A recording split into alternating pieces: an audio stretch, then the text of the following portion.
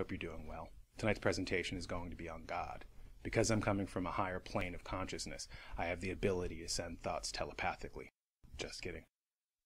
I'd like to share two random thoughts on God. The first is related to Plato's theory of the ideas. It's in the Republic. Picture a chair, Plato has Socrates say. Whether an armchair or a wooden chair or recliner comes to mind, they're all chairs. They have something in common. Now, why is that? Plato advanced the theory that behind all these variations there existed one ideal of perfect chairness. All other chairs are attempts which fall short to recreate this ideal. Plato believed that behind all objects, these ideals exist. Behind all the different kinds of houses, there's one paradigm of a house, of which all other structures are just cheap imitations. Behind all different breeds of dog, there is one archetype of canine. That's why when you see two different dogs that look nothing alike, you can tell that they're both dogs, because they more or less conform in certain ways to this picture we have in our minds of the ideal dog. But where do we get this vague mental picture? Hold that thought for a second, while I jump wildly to another subject. Statistics.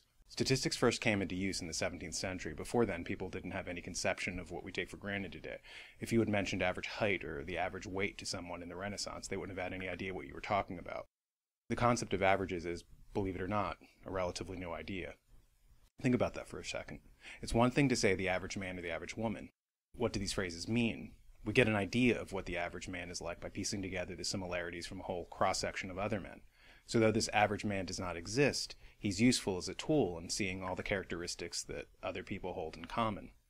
Now let's circle back to Plato's theory of the ideas, and let's connect it to the statistical concept of the average, because the father of Western philosophy spoke of all men being cheap imitations to reproduce the ideal man, that ineffable being from whom they all fall short in perfectly copying.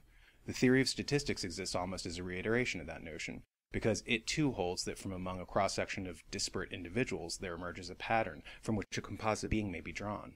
Plato saw the composite man as something from which the variations were taken, however. Statisticians, to the contrary, draw a composite only after seeing all the variants.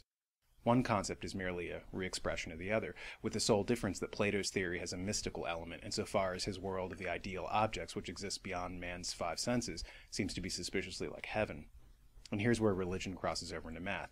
If man is made in God's image, as the Bible states, then God is man's ideal, right? Seen from the opposite point of view, through statistics, our concept of God is really an average, a composite of all living men. You can look at it either way, backward or forward. I'm not a religious man by any means, but I've always been fascinated by an idea. I thought I discovered it as a kid, as it turns out someone else had already come up with it. They call it the Baader-Meinhof phenomenon. I notice, like everybody else has at some point in their life, that whenever something comes into my field of consciousness, I notice it everywhere afterward.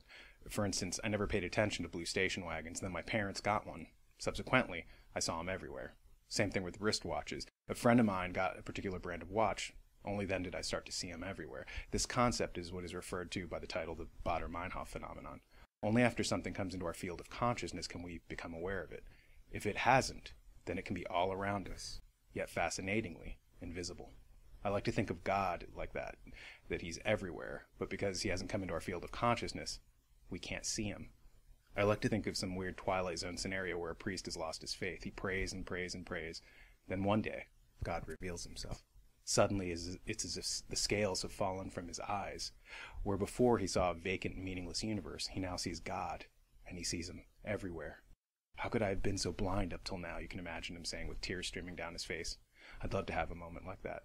Up till now, obviously, I haven't. Otherwise, I'd describe myself as religious.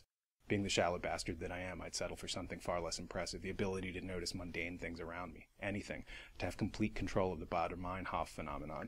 It would be like a superpower, the ultimate consciousness, not straining anything out. Well, that's it. My two rather random thoughts about God.